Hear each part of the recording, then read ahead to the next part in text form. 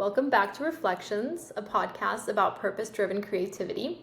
I'm your host, Salomé Gómez-Upegui, and today I'm thrilled because this is the first time that I'm doing the podcast with a video component. So you can watch this on YouTube or I think Spotify as well.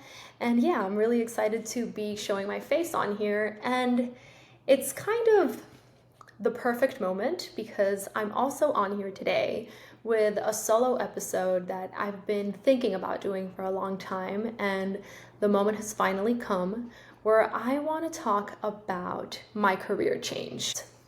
And so, as many of you may or may not know, I have a former life as a lawyer, as a human rights lawyer to be more specific.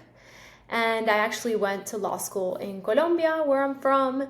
And then I came to the US in 2017 to get my master's at Harvard.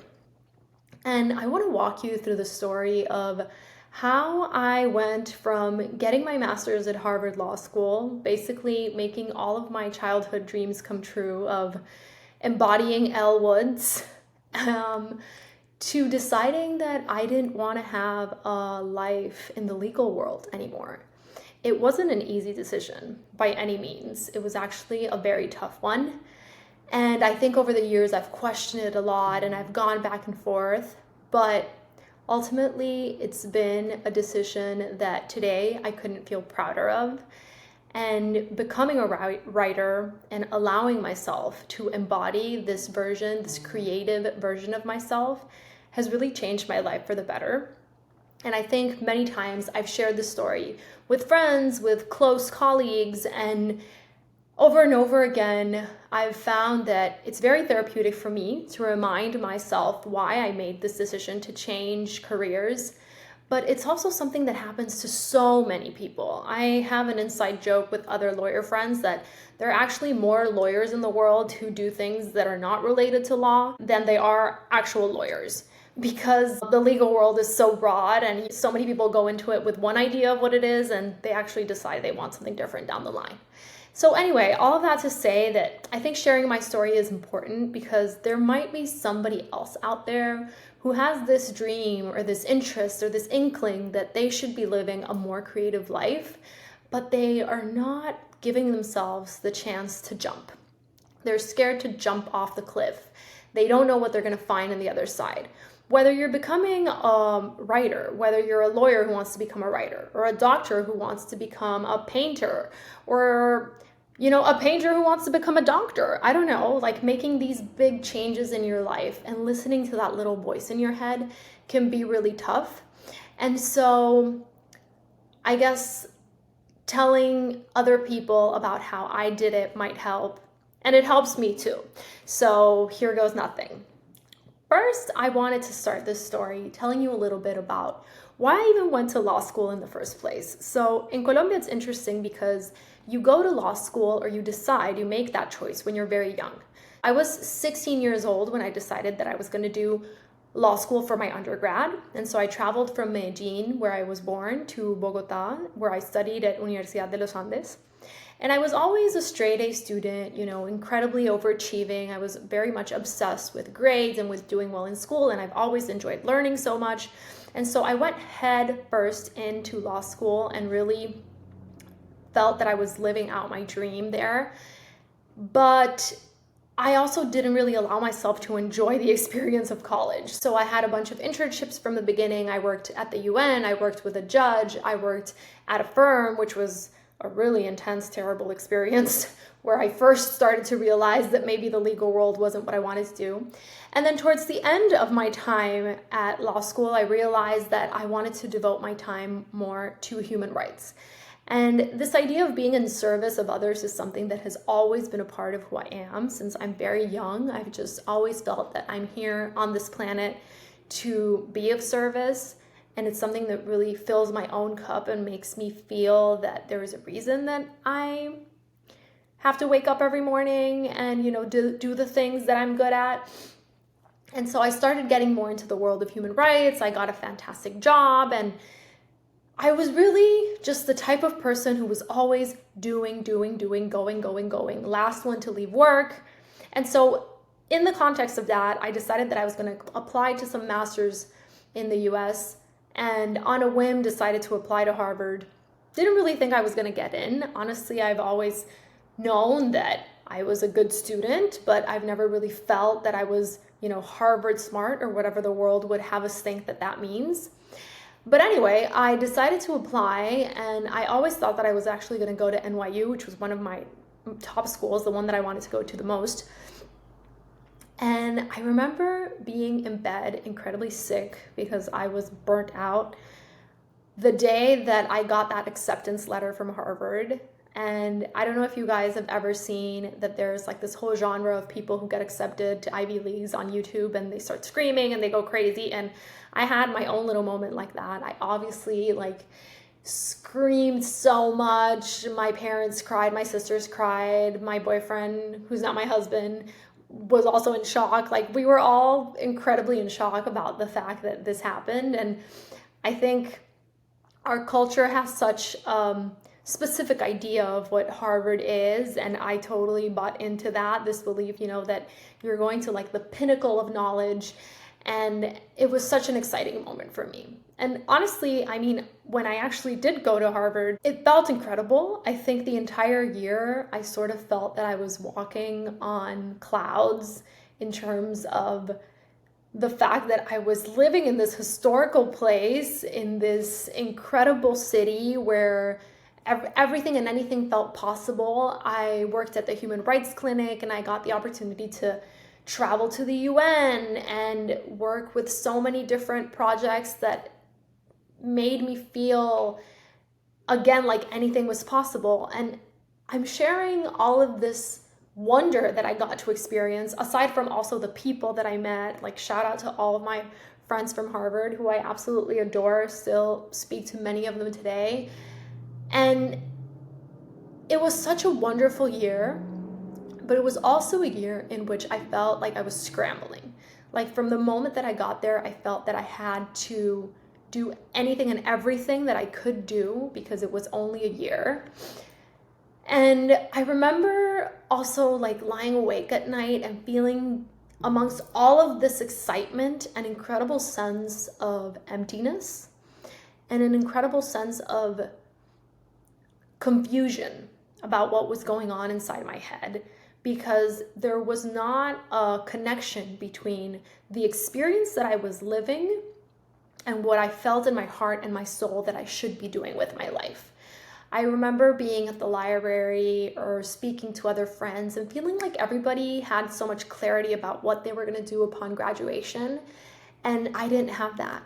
I just felt like I didn't know what I was going to do. I had a move lined up for Seattle because my husband was going to get his fellowship, and I couldn't get a job. I remember I applied to more than 50 jobs, I'm not even kidding, and it was rejection after rejection after rejection, which was so tough on my system too, because here I was, a straight A student, somebody that was incredibly used to always doing fantastic all the time in her life. And suddenly I didn't have all of this external validation. I was getting rejected left and right, and I didn't know what I was going to do next with my life. It felt like my entire world was crumbling. And this idea of external validation, the sense that I always had that the outside world was telling me that I was good enough, that I was smart enough, that I was worthy, was starting to get very old. And what I mean by that is that it was not filling my cup anymore. I would get this external validation, but internally I would know that something was missing, but I just didn't know what that was. And so there was a really pivotal moment for me when we were in graduation, and I remember the dean was giving a speech, and he said something along the lines of, "You are now a Harvard Law graduate, so you can do whatever you want with your life." And I remember hearing that and something inside of me clicking and literally having an aha moment, a realization that I didn't want to be a lawyer. That if I could do whatever I wanted with my life, being a lawyer was not one of those things. And by the same token, a few days later, I remember being in the kitchen with my husband and kind of going back to that moment and feeling like what I want to do with my life, if I can do anything I want, is I want to write a book. It was something that just felt so true to me. And it also felt like I had just decided that I wanted to climb Mount Everest and now I was going to have to go do it. But it brought me so much clarity in that moment. And so when I moved to Seattle, I moved with the clarity that I wanted to be a writer. I still didn't know at that point that I wanted to write for different publications or that I wanted to be a culture writer or an arts writer. Like all of that came later.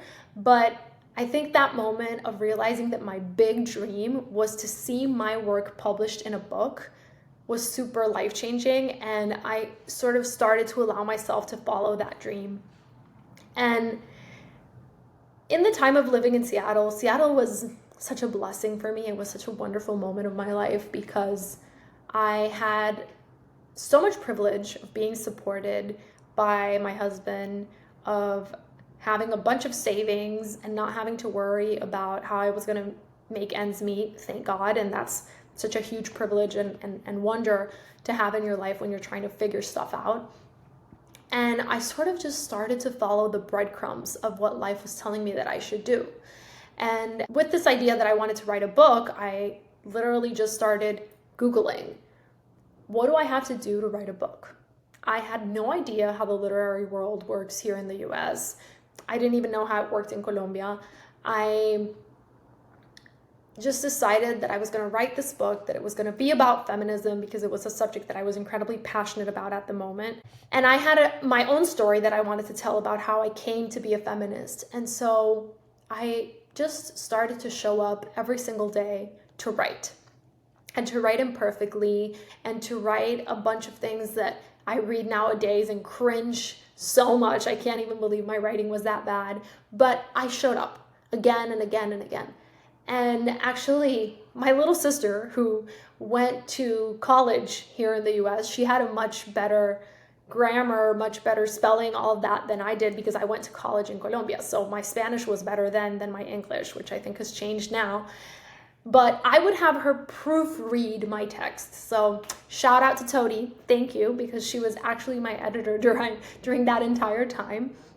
And what I did was that I set up a blog. It was called Mindful Feminism, where I would interview a bunch of women. I've always loved interviewing, as you can see. Now I'm doing it again on this podcast in a different format.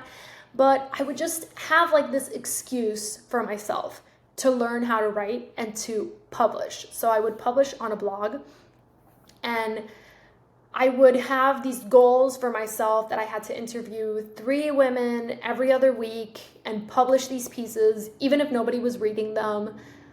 And I just started to like stretch this muscle of writing and to feel that I was doing something that was important to me, and that even though nobody cared, it was important to me. And that was when that element that was always missing while I was at Harvard, admired by so many people, suddenly clicked inside. Because even though I didn't have the external validation, the validation came from within. And it gave me so much peace and so much joy to understand that that level of self-love could come from within me, and that it could never be replaced by external validation. And that isn't to say that over the years I have stopped caring entirely about what people think. Obviously, that's not the case. I think we all have an egoic part of ourselves that cares about what others think. But I think it was a moment of freedom that I have been building upon ever since, and that has really helped me through so many things to go in the direction of my dreams without really caring if those dreams are going to be what everybody else is going to applaud. So anyway, in Seattle, it was really a time of discovery, a year when I explored so much my writing in many different styles, where I did a lot of hot yoga, where I did a lot of meditation, and also, to be fully transparent, a lot of crying. I would sometimes cry myself to sleep with my husband, telling him, I wonder if I'm doing the right thing. I wonder if I'm just throwing away everything for something that I don't really understand why. And then I had these moments of clarity that I was just talking about. And so I kind of oscillated between these two realities the entire year. And when we finally made the choice to move to Miami, it was, again, really hard on me. And I think my identity then was completely shattered because I no longer had the beauty and the distance that the Pacific Northwest created for me to be able to make that big decision. And I didn't have a sense of community around writing. It's something that's very difficult to build, I've found, and maybe we can talk about that more at some point in some episode down the line. When you're a freelancer and doing things on your own, it's really hard to build a sense of community. But coming to Miami, this dream that I had of writing the book kind of came back to the forefront. Because in Seattle, when I started writing the blog and started showing up to write every single day, I kind of felt really scared about this idea of writing a book, and so I decided to write shorter pieces. Oh, and I should say that it was also in Seattle that I first decided that I wanted to write for a publication and just literally started pitching out of nowhere to random editors. And just Googling, who are the editors for this publication? How do you write a pitch? I kind of used free resources that I found online for aspiring freelance writers, and I got my first break to write online from Casey Lesser, a wonderful editor at Artsy. I really appreciate her for giving me that chance. And from then on, I just started pitching to different publications and writing more short form. But when I was here in Miami, I realized that the book was a really important project to me and that it was the thing that started it all. And so I remember that there was a fellowship that the Miami Book Fair was doing for aspiring writers. And to apply to that fellowship, you needed the actual book proposal and 3 chapters fully finished. And so I decided that I was going to do that. And so I spent from January until like April just completely locked in and focused on finishing that book proposal and writing out those chapters. And I remember when it was finally finished and I sent it, I didn't get the fellowship. But what did happen was that I decided that I was going to look for a literary agent. And I went on Twitter and randomly I just did a tweet that said something like, I'm looking for a literary agent that can help me sell a book about feminism and identity, something like that. And this editor from Colombia, from a publisher in Colombia, saw that and said, why don't we talk? And so we had a meeting and I kind of tweaked the idea for the book and sold it to her on the spot. She bought it on the spot. And that was how I published my first book, Feminista por Accidente, in Colombia. And it was such a thrill because it was this moment again of me looking at myself in the mirror and saying, okay, I said I wanted to be a writer. I wrote a book. Am I going to keep going? Because I wrote the book, which was the whole thing that started it. So should I keep going? And by that point, the answer was a resounding yes. I knew so much in my soul that I wanted to write, to tell stories, that I am the sort of person who loves to communicate, who loves to speak, who loves to write, who loves to just connect to other people through stories.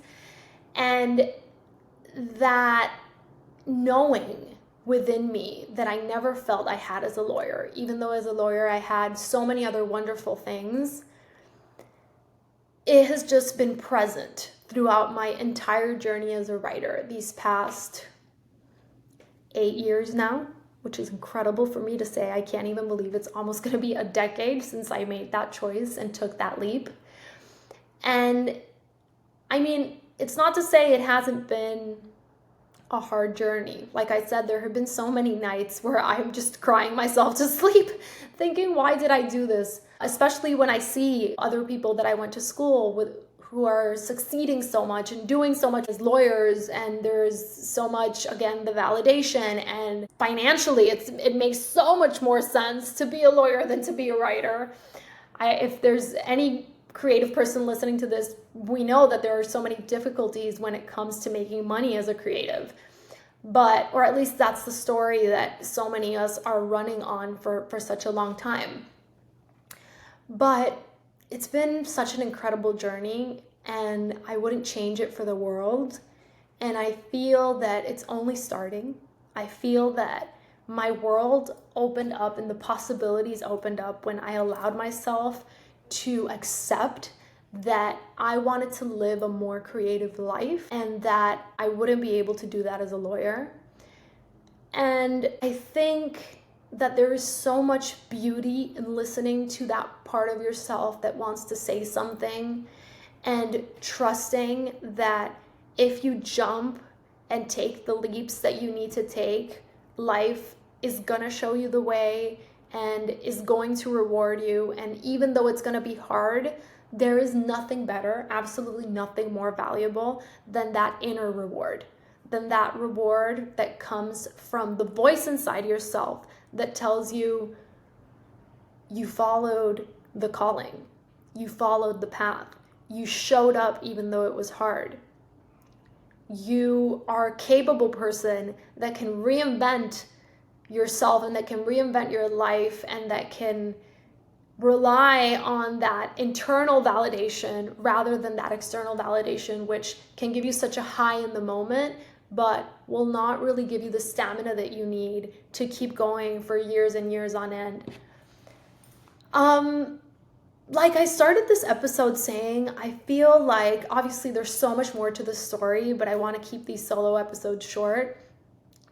I want to start wrapping up by sharing a bit about some of the lessons that I go over again and again nowadays, and that I share with other people when they want me to tell them more about the reasons and the way that I decided to change my career and how it happened. One of those things is there is so much value in being naive. I think when I made this choice, if I would have known the difficulties that can come from breaking into the writing world, I may not have done it. I may have played it safe. But when you have an idea to go down a path that you don't know, sometimes it's just better to go down the path and naively go down the path and allow life to surprise you. Don't necessarily think that you have to do it all professionally. Don't think that if on day one you're not being published, then you're not a writer. Give yourself the opportunity to make mistakes and just do the thing that you want to do. Like I started the blog, like now I want to do this podcast and I think I'm doing it imperfectly, but I'm doing it and I'm showing up because I enjoy it. And I think that when you enjoy something, and that is the second part of it, when you truly have pure love for something and you bring dedication to that thing that you want to do in your life, so many things will fall into place. And that true, pure love that you can bring to your career and to the things that you do in your life, to your family, to your friends, is the biggest force, the biggest driving force of anything.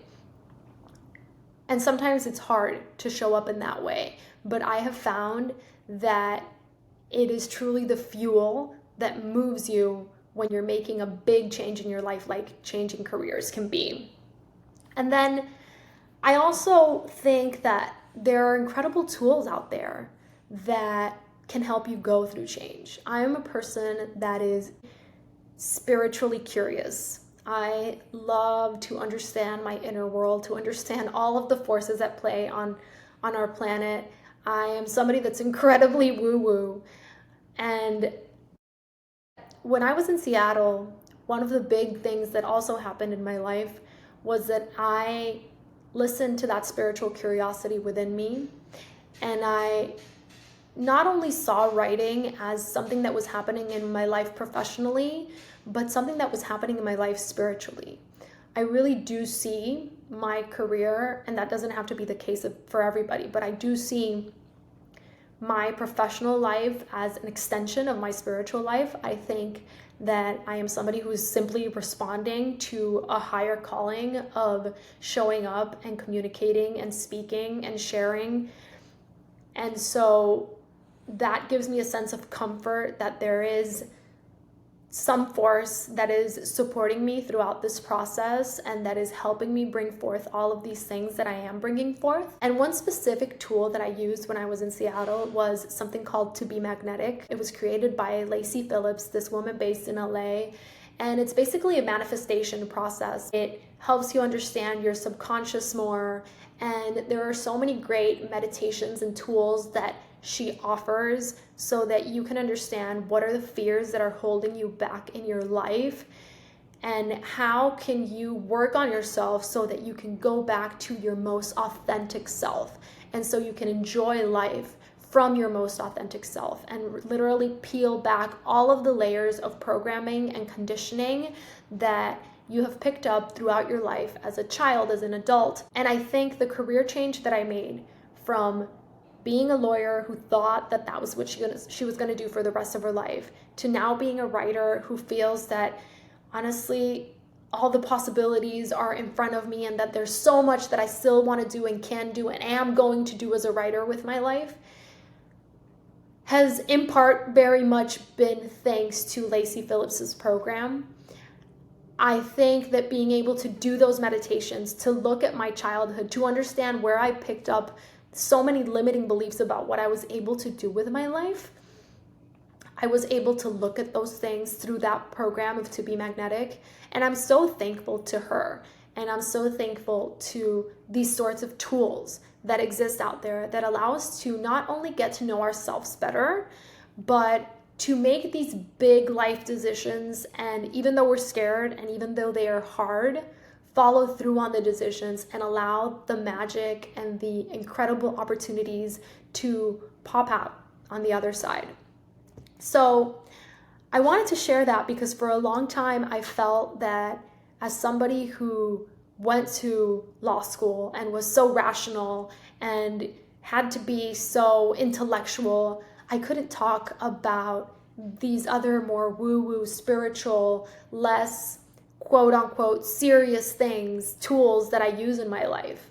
But I think in the past year or so, all of these tools have helped me so much as I've gone through postpartum and as I've gone through so many other life changes, that I've just realized that how can I not share the things that have helped me? And how can I not talk about the spiritual dimension of it if it's a part of myself and of all of these processes that I think are so intimately related and one cannot exist without the other. I'm not sure I could have gone through the changes that I've gone through in my life without the spiritual aspect, without the belief in a higher power, without the belief in my ability to do things, being strengthened by meditation, being strengthened by coming back to myself and strengthening my soul and my mind and all of these things. So I also wanted to share that, and I wanted to end by saying that if you're somebody who is thinking about making a big change, about starting a big project, about listening to that creative part of yourself, about jumping off the cliff creatively and encountering and discovering a part of yourself that you know has always been there, but that you haven't allowed that part to shine or to come through, I hope my story inspires you. I hope you feel even a little bit more called to listen to that voice within yourself, because there is nothing wiser than that voice. There is nothing more powerful than that voice, and it will take you places that you could never imagine. So thank you guys for listening to this solo episode, for watching if you watched on YouTube or on Spotify. And if you want to support the podcast, please rate the podcast wherever you listen to it. Please share it with your friends, and please always reach out if you have any ideas for guests or for topics. There are many more guests and solo episodes to come, and I'm honored that you listened and stayed with me until this moment. Until next time.